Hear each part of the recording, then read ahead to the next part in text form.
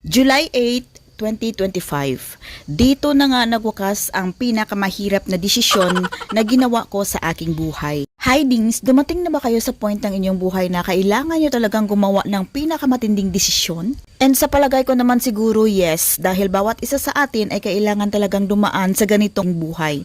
At yung sa akin ay ito na nga, dito na nga siguro nagwakas ang pinakamatinding desisyon ng aking buhay na nagawa dahil ilang beses ko talagang pinag-isipan kung tama ba itong gagawin ko, kung ano ba ang kahihinatnan ko dito, at kung ano ba ang maging kasunod na kapalaran ko nito.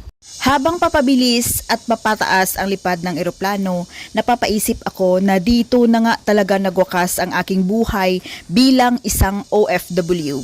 Yes mga dings, hindi kayo nagkamali ng dinig no, ako ay babalik na ng Pilipinas for good. Kahit hindi ko sure or hindi ako sigurado kung ano ang aking magiging buhay doon or magiging kapalaran doon, ay winakasan ko na talaga ang aking mahigit isang buwan na depresyon kung kailangan ko nga ba talagang gawin ito dahil napamahal na sa akin ang aking alaga.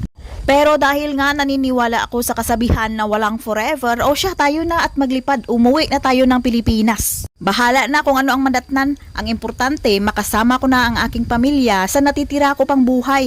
Tapos, makakatulog na ako ng kung kailan gusto kong magtulog kahit anong oras ang gusto kong matulog.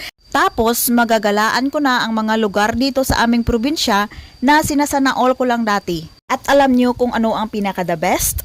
Yung magagawa ko na ang aking gusto sa buhay na walang kinikilalang boss. Dahil dito sa aking pamamahay, sa aking lugar, ako ang boss.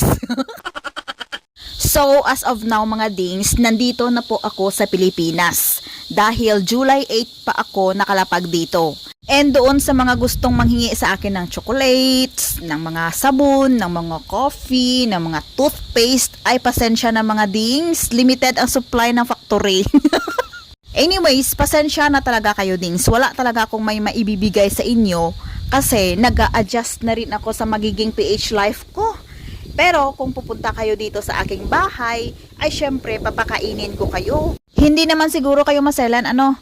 Marami namang dahon ang malunggay ng aming kapitbahay. Mataba naman ang kangkong ng aming kapitbahay. Marami namang bunga ang kapayas na itinanim ng aking nanay. So magdala lang kayo ng manok. Okay na yun. Pero wag muna ngayon kasi tag-ulan pa. Mahirap gumalaw kapag maputik.